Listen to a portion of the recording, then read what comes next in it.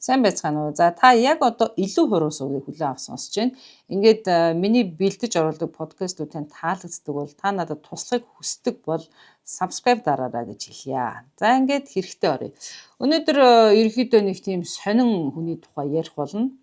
За ингээд таныг дуустал нь сонсно гэж найдаж байна. Учир нь ер нь миний хийсэн подкастуудын дандаа хамгийн гоё амттай хамгийн гол чухал хэсэг бол дандаа видеоны төгсгөл хэсэг төр нь байждаг. За тэгэхээр хүмүүс бол ер нь дуустал нь сонсдгүй байна гэсэн мэдээллийг би бол YouTube-ээс авсан. За ингээд мэдээлэл сонголт таних хэрэг рүүгээ оръё.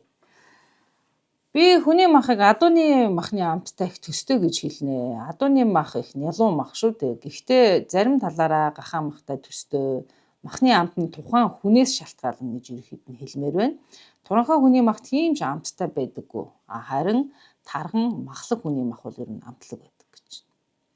Ингээд өнөөдрийн ярих хүнийг бол Нико Клау гэдэг. Нико алуурчин бөгөөд хэсэг хугацаанд одоо каннибал байсан юм. За ингээд түүний амьдралын бас тэр болгон хүн тохиолдод идэггүй түүхрүүнд орцгоё.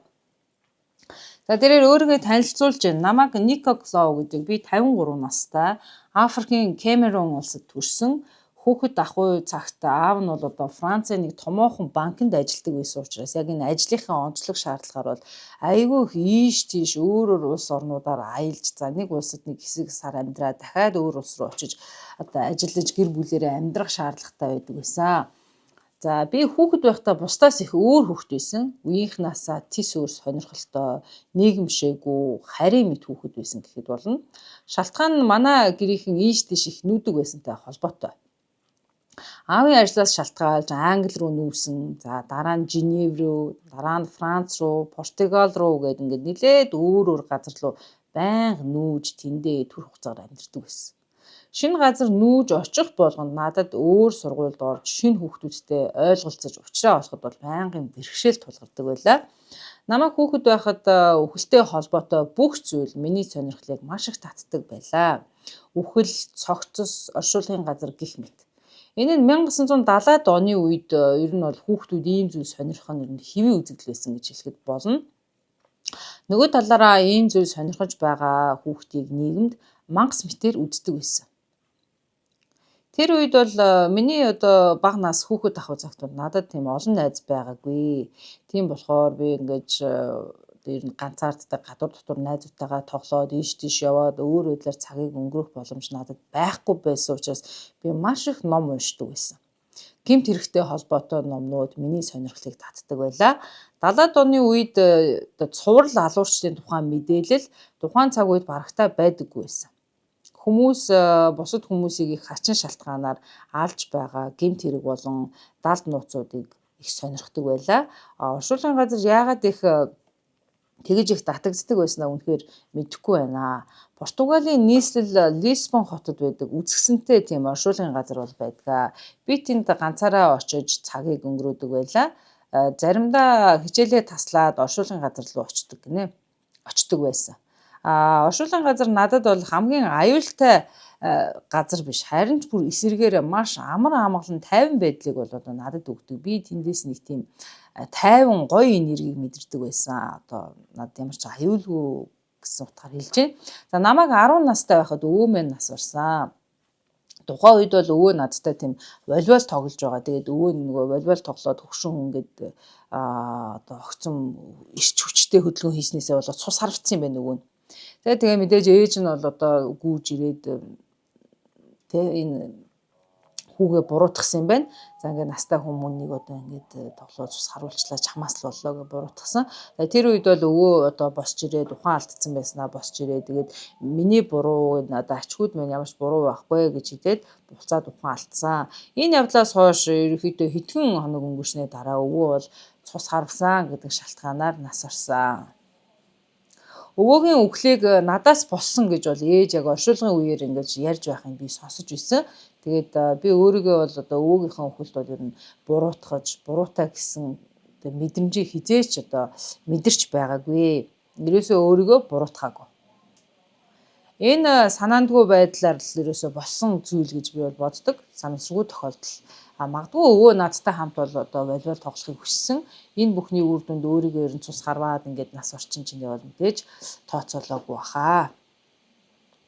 Тэгээд өвөөгийн оршуулах ёслолын үеэр би анх удаа л одоо тийм нас орсон хүнийг буюу одоо тийм цогцос харж үзсэн гэж байна. За энэ үед бол 10 настай байсан. Би урьд өмнө хизээч мэдэрч байгаагүй зүйлийг бол тухайн тэр үед одоо өвөөгийнхөө оршуулгын үед өвөөгийнхөө цогцыг хараад мэдэрсэн. Нэг үгээр нэг тийм зарим төрлийн сүнслэг сэрэлт гэж хэлж болно.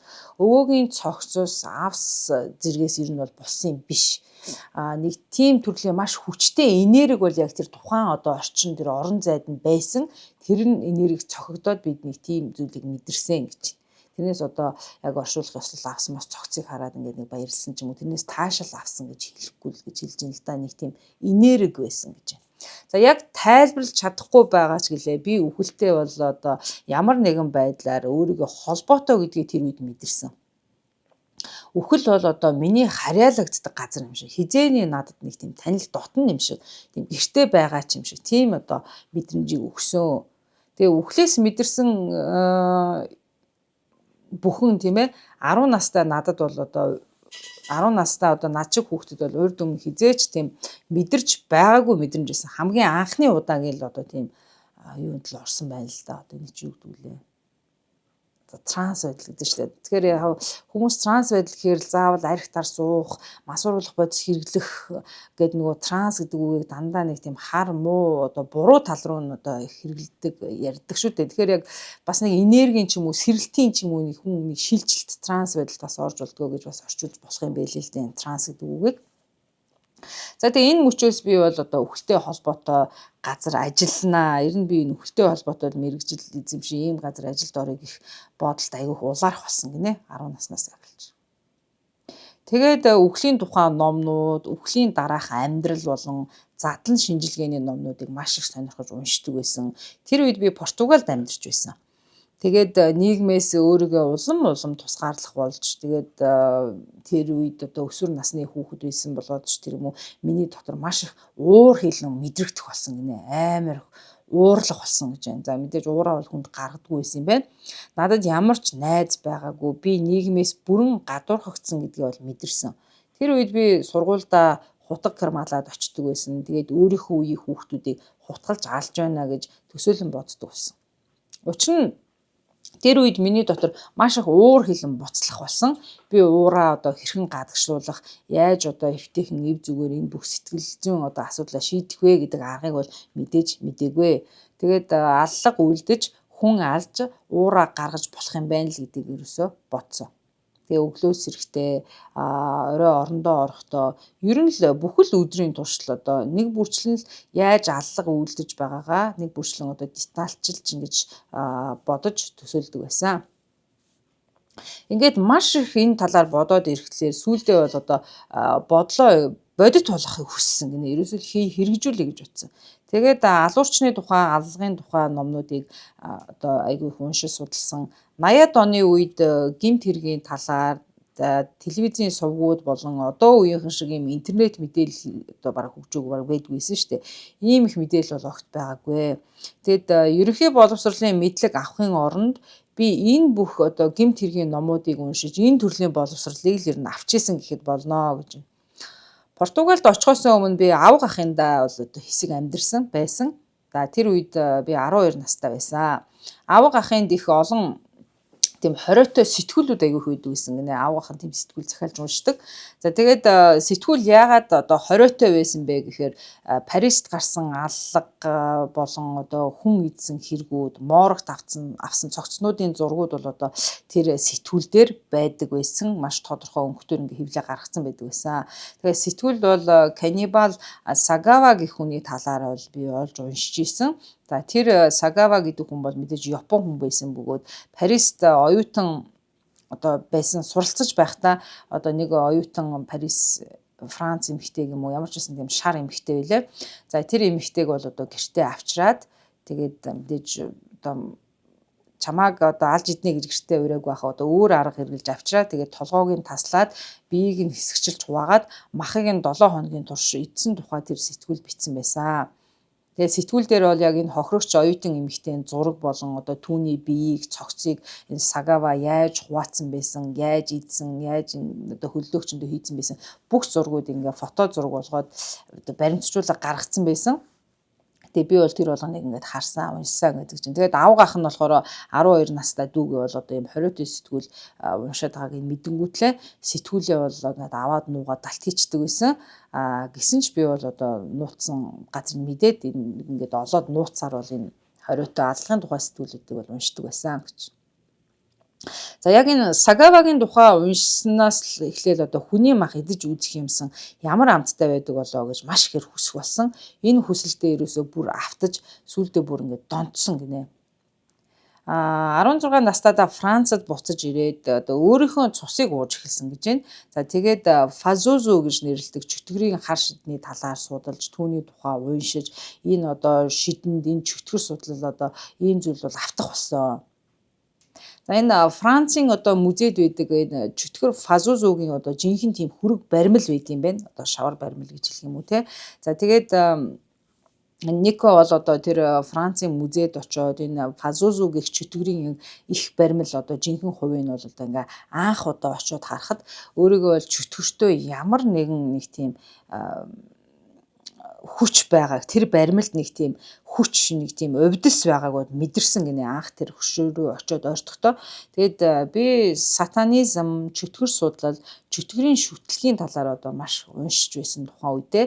Тэгээд Америкийн сатанизм шүтлэг Европынхноос бол ерөнхийдөө бол тис ондоо байд юм бэлээ. Францад сатанизм нь хар шид болон чөтгөр шүтлэг бол хоорондоо ер нь бол их тийм салшгүй холбоотой гэж байна.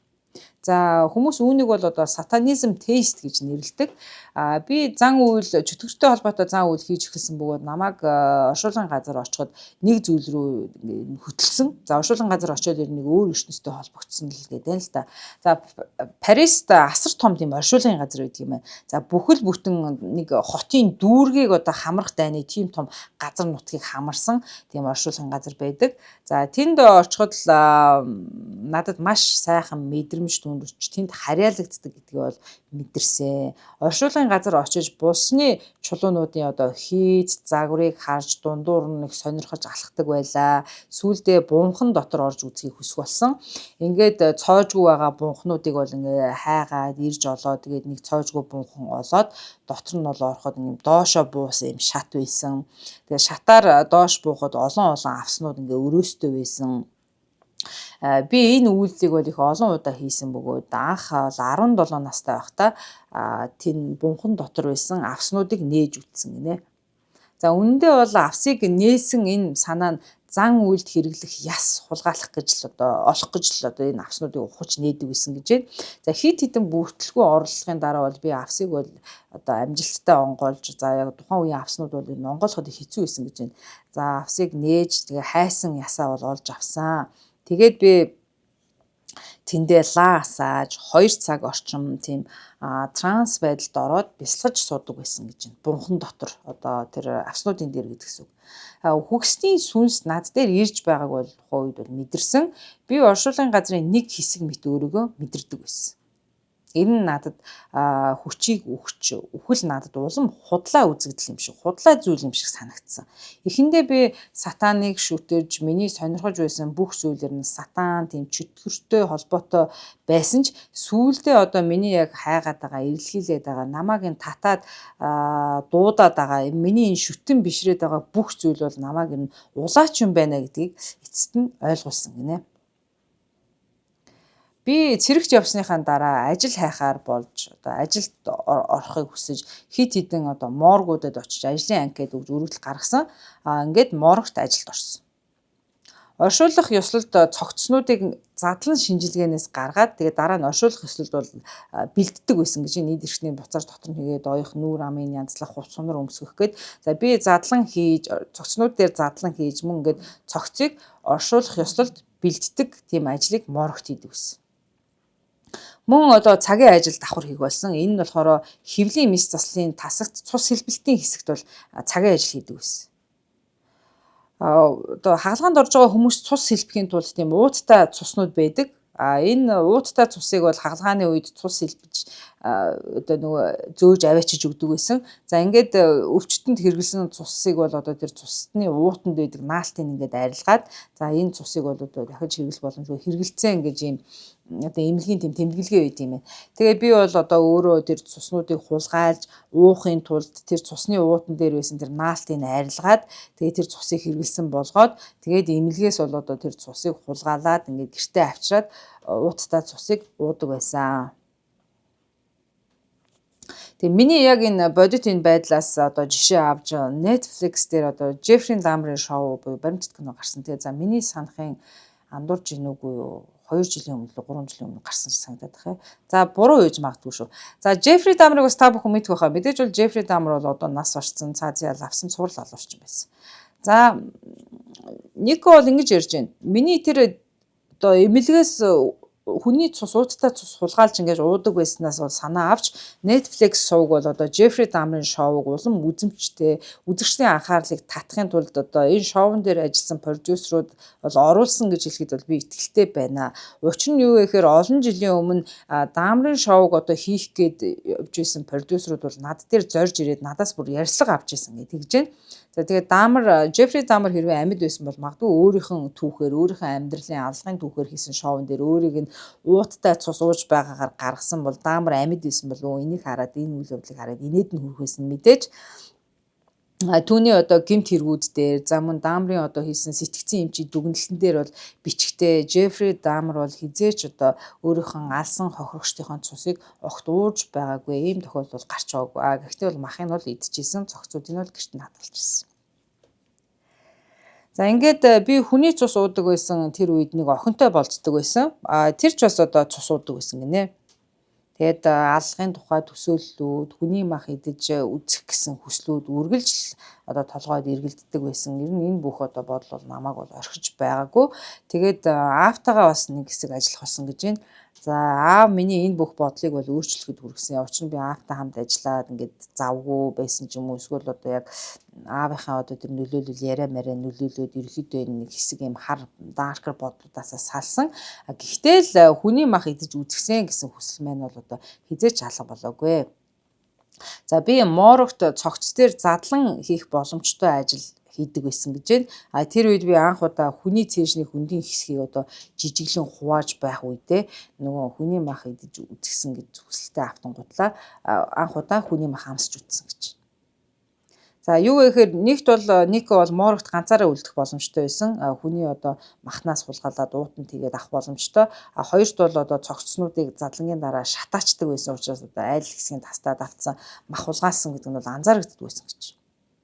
За ингээд цогцноос огтлж авсан махаа бол уутанд нууцаар хийгээд гэртээ авчирсан. Тэгээд хайруулын тавган дээр тавиад тэр махыг бол шарж идсэн. За энгийн байдлаар шарсан бөгөөд ямар нэгэн амтлагч тийм чамирхал янз бүрийн юм бол нэмээгүй зүгээр нэг нөгөө махаа бол зүгээр ингээд шараал нэг жоохон давс хийсэн юм гэдгийг идсэн гинэ. За энэ нь бол надад бол одоо дахиад хүний мах идэх донтолтыг төрүүлсэн. Би ажил дээр цогцтой ганцаараа үлдэх боломжтой байсан учраас тэг нөгөө ажлынхан байр нь нэг онцлог байна л та. Ингээл одоо өдөр болгон нөгөө хүний мах дахиад идэх юмсан гэж бодоод бошиг хоочвол огтлоод авах юмсан гэж энэ хүсэлтэд автал айгүй яардаг болсон гинэ. За ингээс нэг сард 2 эсвэл 3 удаа хүний мах идчихсэн. Идэхгүй л бол одоо ямар нэгэн зүйл дутагтаад байгаа мэт мэдрэмж одоо донтолтонд автчихсан байна. За хүмүүс бол янз бүрийн донтдсон шүү дээ. За тамхинд донтно, архинд донтно, спортын төрөл донтно, за кофенд донтно, за юу ч хийж болно тийм ээ дасгал хөдөлгөөнд донтно. Одоо шопохолик гэж үргэлжлүүлдэг шүү дээ. Нөгөө дэлгүүр хэсэг донтолттой гэл янз бүрийн донтолт байдаг. За ингээд бол ер нь бол энэ хүний мах идэх донтолтонд бол орсон байна. За сүүлдээ тэр эмнэлгээсээ хөөгдөөд тэр Морогт бол ажиллаж чадхаа байсан гэж байна. Ингээд ажилгүй болоод хүн алах хүслүүд бол дахин маш ихээр төрж эхэлсэн.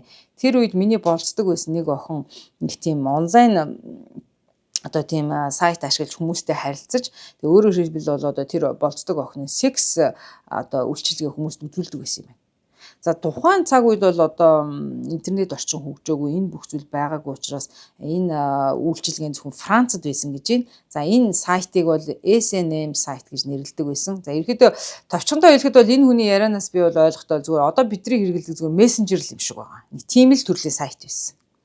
За энэ сайтыг ашиглаад хин нэгнтэй интернетээр холбоо тогтоож одоо болдог байсан гинэ. Одоо хоорондоо чаталдаг. За ингээд мань хүн бол тэр чатнаас нэг хүн олоод Гэхдээ энэ сайтны гол зорилго бол зөвхөн одоо секстэй холбоотой сайт байсан гэж байна. Нөгөө хүн олж одоо уулзаж тохирч одоо тийм юу секс воркеруудын л одоо тийм яадаг гэсэн. Секс воркер болон тэдний клиентүүдийн үйлчлдэг байсан сайт гэд хэлчихэд болох юм уу да. За тэгээд чатлах үед Нико бол өөрийгөө нэг эрэгтэй хүнтэй чатлаа. Тэгээ өөрийгөө 16 настай эрэгтэй хүүхдээ гэд хэлсэн. За тэгсэн чинь нөгөө хүн нь бол окей шууд хоёлаа уулзъя учрыг одоо эсхийл гэж хэлсэн байгаа. За яг тухайн үедээ бол Нико бол 22 настай байсан. За ингээд миний өөрийгөө зөвтгөх гол зорилго бол би тэр үед одоо тэр хүн бол надтай чатлаад исэн тэр хүн бол 16 настай эрэгтэй хүүхэдтэй секс ихэд бэлэн байсан. Тиймээс би бол тэр хүнийг өөхөх ёстой гэж бодсон. Тэгээд би хохирогчоо ийм байдлаар бол сонгосон гэхэд болно. Тэгээд нөгөө хохирогчтойгоо уулзахаар болцсон. Тэр надад бол өөрийнх нь гэрээ хаягийг явуулсан гинэ. Тэгээд болцоо тодорхой болоод ирэнгүүт л мань хүн бол 22-ын калибрийн юм жижигхэн гар буу худалдаж авсан. Тэгээд нөгөө хүн нь бол одоо чатаар ярихтаа бол тий шууд л одоо хоёул маад хүрээ дээр тэр өдөр тэдэн цагт хүрээ дээр тий хоёулаа уулзъя үүнийг хийлгээд исэн. Намайг бол одоо 16 настай байна уу, эрэгтэй хүүхэд байна уу, насан туршаагүй байна уу гэдэг бол тэр нь юусоо пад байгаагүй. Тийм учраас би шийтгэж тэрний амьд хүрэхэд бол ер нь яадгийм бэ гэж бодсон. Тэгэл тэр бол үдээс хойш манай түрээ дээр тий бла бла гээл ингээл олон зүйлийг бол ярьсан гэж. За би бол тэднийд очисон. Тэгээд гэрт нь ороод үүдэнд нь зогсоод хаалгыг нь дотроос нь хаасан. Тэгээ нөгөөх чинь шууд хай май гэл ингээл гараад ирэнгүүт нь толгоор нь хит хит удаа 22-ын жижигхэн одоо калибрийн гар бугаараа буутсан. За би энэ аллагыг бол ер нь үйлдээд одоо түүний гавлыг ингээд нээхийг хүссэн гэж энэ гавлын ясыг ногтлоод тэгээд тэр ясыг нь бол одоо аваад тэгээд өөрийнх нь цуглуулгандаа бол нэмхийг хүсэж ийсэн. Гисэн ч яг тэр хүн юм нэг юм орон сууцнд амьдардаг байсан учраас одоо нөгөө бусад давхрын хүмүүс нь буудалцаан болоод буун дууг сонсцсон.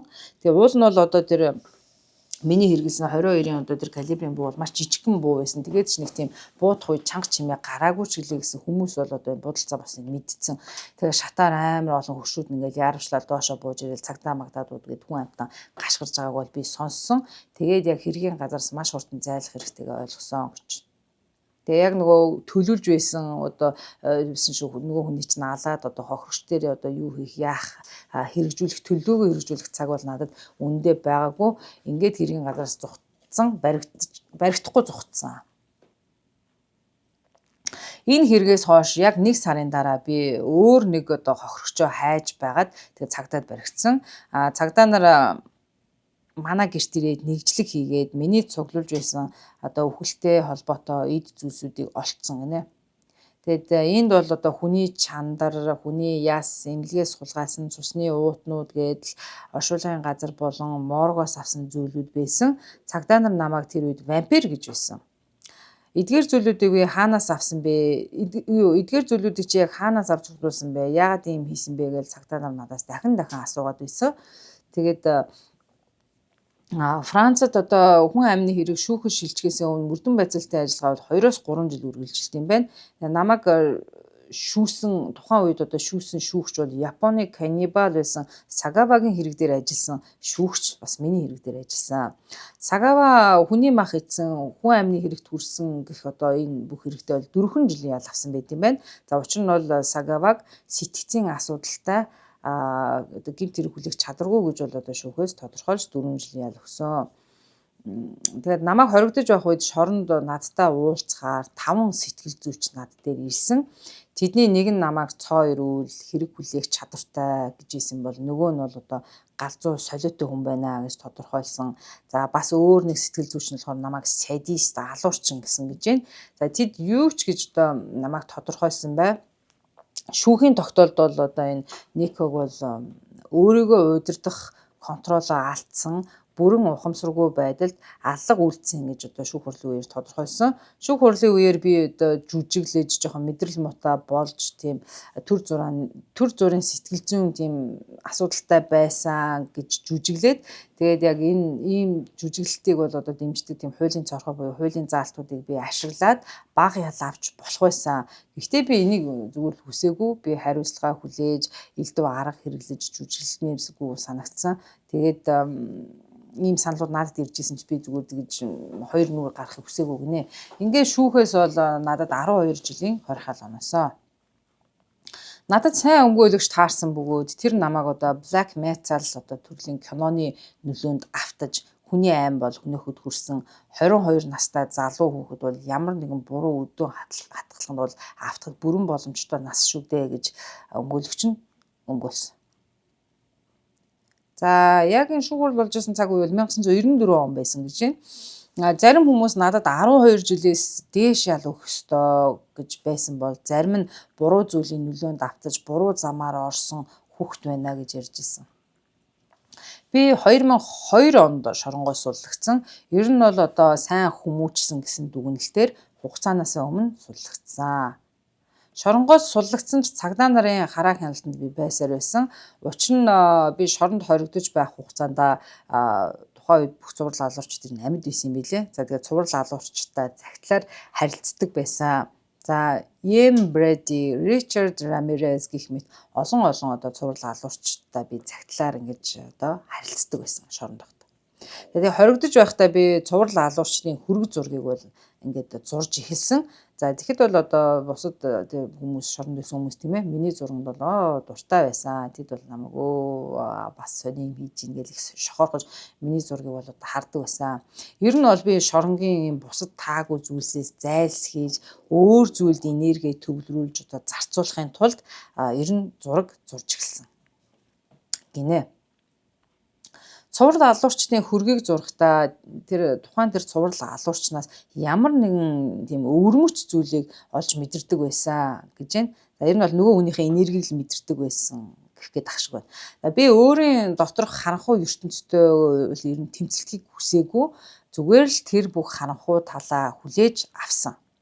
Хэрвээ чи өөрийн харанхуй талаа одоо эсэргүүцээд нуугаа тэрнээсээ ингээд зүхтаад эхлэх юм бол тэд бол чиний дотроос ямар нэгэн муу үйлдэл болж одоо гадагшлахтай одоо бэлдээд ингээд анаа түлээгээд ээждэг гинэ.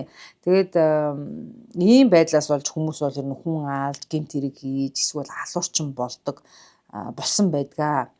Тэгээ чи өөрийнхөө харанхуй талаа өөрийгөө яг байгаа чигээр нь хүлээн зөвшөөрөх юм бол энэхүү одоо энергийг тийм ээ хүн аалж хүрээ талж одоо буруу зүйл зарцуулах биш. Энэ энергийг хувиргаад одоо өөр зүйлд одоо зориулж өөрийгөө удирдах одоо чаддаг болд юм аа гэсэн санааг гаргаж хэлсэн. Энэ надад аюу таалагдсан. За би өөрийгөө удирдах чиглүүлж ирэн сурсан гэж байна. Миний хувьд бол би бусдаас 99%-аар шал өөр хүн шүү дээ. Миний үзэл бодол болон миний сонирхлыг хүмүүс хараад энэ залуу үнэхээр өөрийгөө удирдах чадна гэж үү? Үнэхээр одоо энэ хүн алах донтой хүний мах иддэг хүн энерги өөр зүйл чиглүүлж сурсан юм уу гэж одоо магадгүй гайх байхаа. Учир нь би цуврал алуурчдын хүргийг бол одоо ч ингэж зурсаар байгаа. За тэгээ бас дээрэс нь бол хид ном бичээд тэр номоо одоо хэвлэлтэнд гаргаад ингэж гаргасан юм байна. За бас аллагын тухай бол одоо номнуудаа уншсаар л байгаа гэнэ одоо ч гэсэн. За ингээд яг Оросын цуврал алуурчтай холбоотой яг тэдний тухай баримтад бол 3 цуврал ном бичиж хэвлүүлсэн байна. За мөн өөрийн туршлага дээрээ тулгуурлаж бичсэн хар шид чөтгөрийн тухай ном бас гаргасан юм байна. За энэ бүхэн бол таны дотоод ертөнцид оршдог хүмүүсийн одоо нэгнээсээ нууж дарж ичиж одоо явдаг хар бараан талууд одоо ямар байдгийг харуулсан ном гэхэд бол болно гинэ. Ер нь энэ хүний бичсэн одоо энэ хэд хэдэн ном бол тэгээ өөрийн сул талаа өөртөө хүлээн зөвшөөрсөн нь одоо намайг дахин гэмт хэрэг хийж шоронд орохгүй байж өөрийгөө бол жолоодох боломжийг бол надад өгсөө гэж тэгж байна. За асуулт асууж байгаа. Асуулт хүний мах яг ямар амттай байдаг талаар та яг одоо өөрийн туршлагаас манай үзэгчтэй хуваалцаач гэж байна. Мэдээж хүмүүс надаас энэ асуултыг маш их асуухыг хүсдэг. Хүний мах дахианы мах шиг амттай юу? Гахаан мах шиг үү? Эсвэл одоо тийм загсны мах шиг амттай байдгүй гэдэл хүмүүс ингээд аягүй сонирхож асуудаг. Хүний махны амтны талаар яг одоо энэ тэргээд ингээд хэлэхэд бол ер нь их маргаантай асуудал шүү дээ. Би яг одоо өөрийнхоороо тийм л үүдэг гэж нэг гүжүүдлээд тахыг бол хүсэхгүй байна. Гэхдээ өөрийнхөө одоо мэдэрснийг ярья гэдэг чинь. За би Америкт байхдаа адууны мах анх идэж үзчихсэн. Адууны мах бол бас амттай мах байсан. Гэхдээ надад бол одоо тийм амт шин чанарын хувьд бол их тийм ялуун мах шиг санагдсан.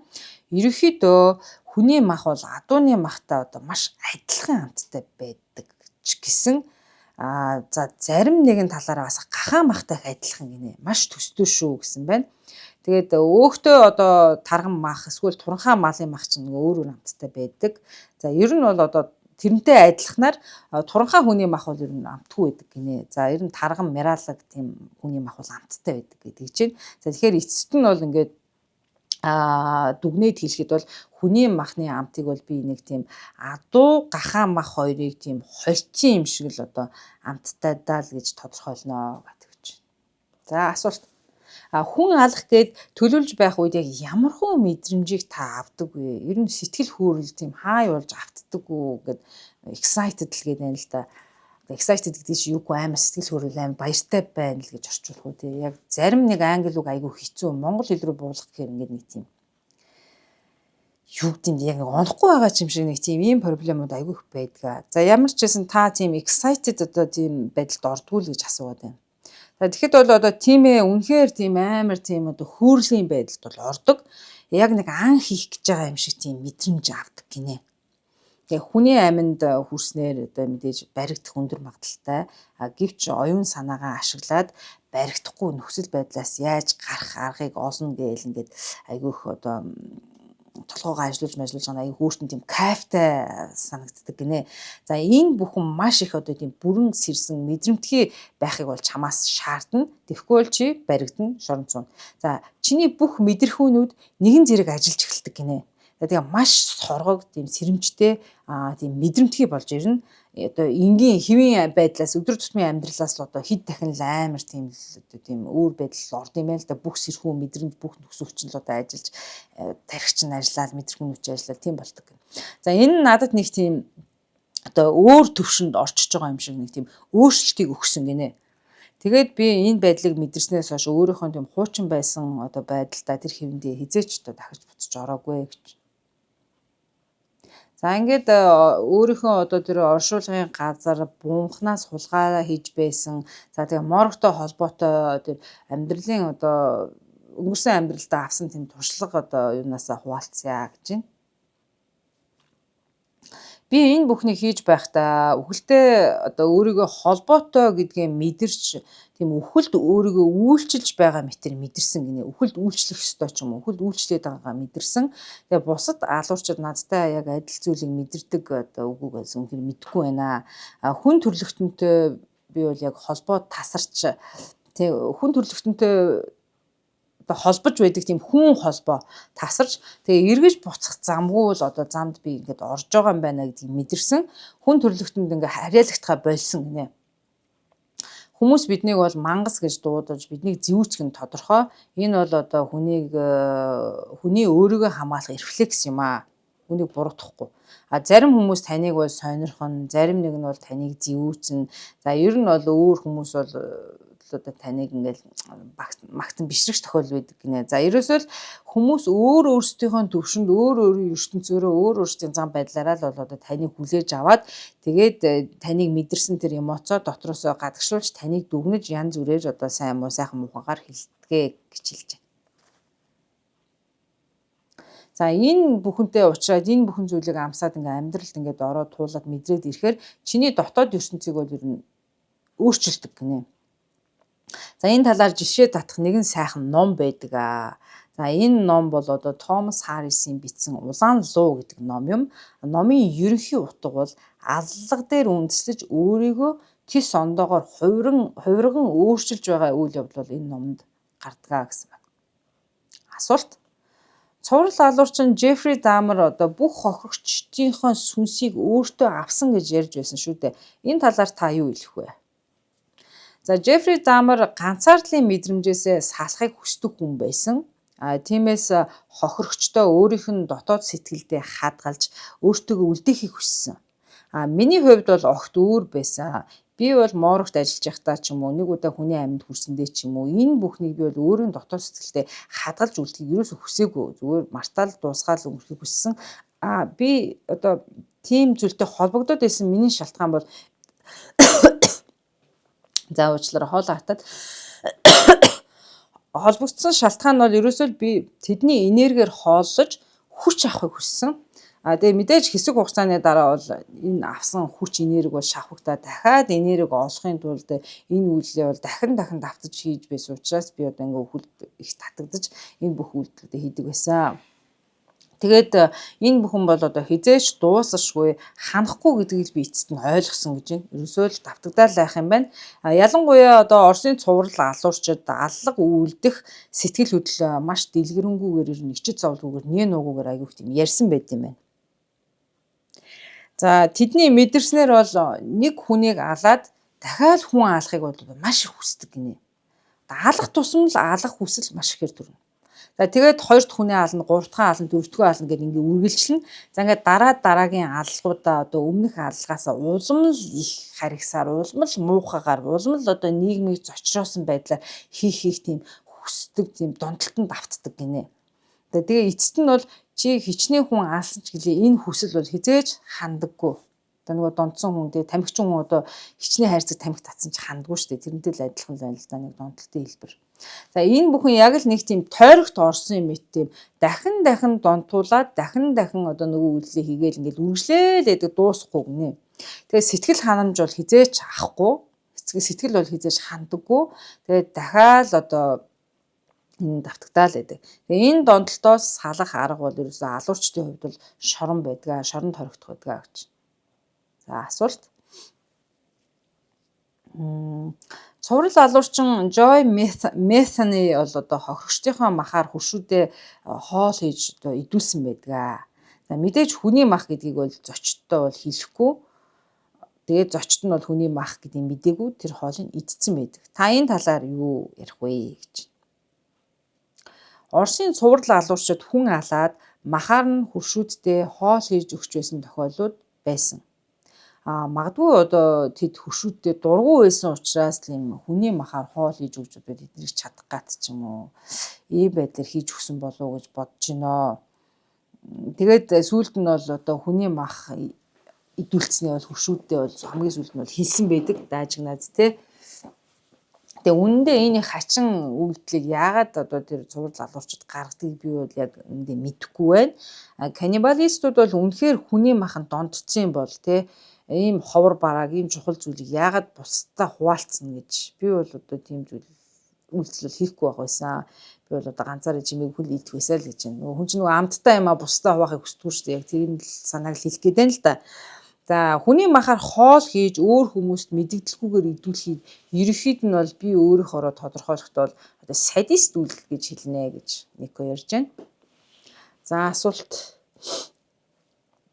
Та өмнө нь сүнсхийн үзэгдэлтэй таарч байсан уу? За тийм ээ 2 удаа таарч байсан. Нэгтгэх нь бол би Шведэд амьдарч байсан. Ингээд хамтрагч маань надад нэг гинт хэрэг гарч байсан газар ингээд намайг дагуулж очиж исэн. Тэгээд тэнд бит хоёр нэг юм зан үйл хийгээд лаа асаагаад хүч асаасан юм байна. За тэр үед гинтл одоо миний ухаан баларцсан. Юу босныг би мдээгүй. Тэр үед миний биед нэг тийм хоригдлын сүнс ороод юм ярьсан байсан. Тэрийг ингээ хамтрагч нь сонссон гинэ. Тэгээд өөрийгөө бол банкны дээрэм хийж байгаад баригдаад шоронд ял идлээд ингээ тэндээ ерөөхдөө насварсан. Тэгээд гинт хэрэгээ үлдэж байх үедээ хар шидэнд автаж ямар нэг тийм хар хүчний нөлөөгөөр ингээд автаад үүнийгээ бол би хийсэн гэж тэр миний биед орсон сүнс ярьсан байсан. Тэгээ үнэндээ би бол тухайн үед яг одоо юу босныг бол ерөөс сандгүй. Тэгээ хэсэг хугацааны дараа одоо ухаан ороод ухаалтцсан байж байгаа ухаан ороод юу болоод яаснаа л одоо тэр хамтрагчаасаа олж мэдсэн гэж. За 2 дахь тохиолдол нь бол одоо Сицилийн нэгэн хаягдсан таавнд бол болсон гэж байна. За тэнд бол нэг хаягдсан байшингийн нэг тийм өрөөнд хамтрагч нар нь одоо очиж тийм зан үйл очиж хийдэг гэсэн гинэ.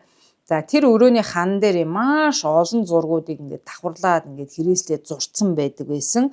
Бөгөөд тэр өрөөг бол тэр хүмүүс бол хар дарсан зүүдний өрөө гэж нэрлэдэг байсан. За тэгээ яг тэр Сицилийн одоо цаг агаарын нөлөөллөөс болоод тэр хан дээр ингээд маш зузаанаар ингээд давхарлаад одоо нөгөө зургийг ингээд олон давхарлаад зурхаар будг нь ингээд бүр дараагаад ингээд нэгтаршаа давхарлагддаг юм байл л да.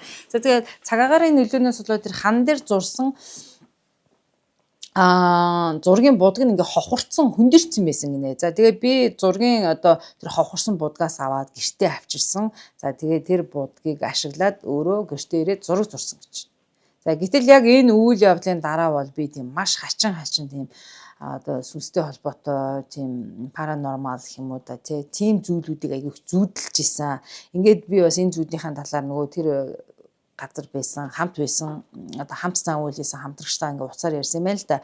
Тэгээ ингээ асуусан чинь тэр ч бас юм нэг хачин зүйлүүдийг их зүүдэлсэн. Маш тийм тодорхой зураглалтай тийм одоо сүнс мүстэй холбоотой тийм зүйлүүдийг зүүдэлсэн талаараа надад бас ярьж исэн. Тэгээ бид хоёрын зүүд бол айгүй адилхан байсан гэж хэлж байна. Ер нь үхэлтэй холбоотой эд зүйлс өөртөө хүчтэй энергийг хадгалсан байдаг. Тэднийг гэртээ авчирч зан үйлд хэрэглэх, цуглуулгандаа нэмэх үед ямар нэгэн сонин зүйлүүд бол надад тохиолдох ч юм уу мэдрэгддэг гэж байна. За асуулт. Үхэлтэй холбоотой эд зүйл эсвэл үхсэн хүний яс ч гэдэг юм уу? Эдгээрийг бол одоо зан үйл хийхдээ ашиглахад одоо тийм хүчтэй байдаг гэж юу гэж асууж байна. За тэгэхэд бол одоо мэдээж тэглгүй яах вэ? Маш одоо тийм зүйл яг тийм одоо жинхэнэ оршуулгын газраас авсан ч гэдэг юм уу? Тийм үхэлтэй холбоотой зүйл маш их энерги шингэсэн байдаг гинэ. За гэхдээ эд зүйл бүр өөр энергитэй байдаг. Хүн болго өөр царай төрхтэй гэдэг шиг эд зүйл болгоны энерги өөр л гэж юм л да. За ингээд хар шидний шившлэг хийх тухай бол одоо Нико энэ ярилцлаганд бол маш тодорхой ярьсан байсан. За яг илүү уруус үгүй хөтлийн явуулдаг миний хувьд миний бие бол одоо хувь хүнийхээ хувьд тийм хар шидийг дэмждэггүй. Энийг бол одоо нэг хэрэглэхийг хүсэж идэггүй учраас за учир мэдгүй хүмүүс магадгүй миний энэ подкастыг сонсоод ингээд сонирхоод энэ хар шидийг бол хийж магадгүй юм. За цаашлаад өөртөө ч юм уу бусдад ч юм уу одоо тийм муу зүйл болох вэ гэдгээс сэргийлээд би энэ хар шидний талаар орчуулгыг бол за энэ подкастт бол оруулахаас татгалзлаа. Sorry уучлаарай. За ингээд Нико бол нэг хар шид хийсэн. За тэгээд дахиад тэр хар шидийг бол хийхийг хүсээгүй, хийгээгүй гинэ. Тэр одоо миний энэ орчуулад оруулахаас татгалзаад байгаа тэр хар шидээ бол тэгж хийгээгүй гэж байна. За яагаад вэ гэхээр яг тэр үед одоо тэр хар шидний шившлэг хийсэн нөгөө хүн амар хүнд өвчин тусаад тэгээд нилээд л амар хүнд байдалд орсон, маш удаан хугацаанд өвчсөн гэж байна. Тэгээд дахиж ингэхийг хүсээгүй гэж.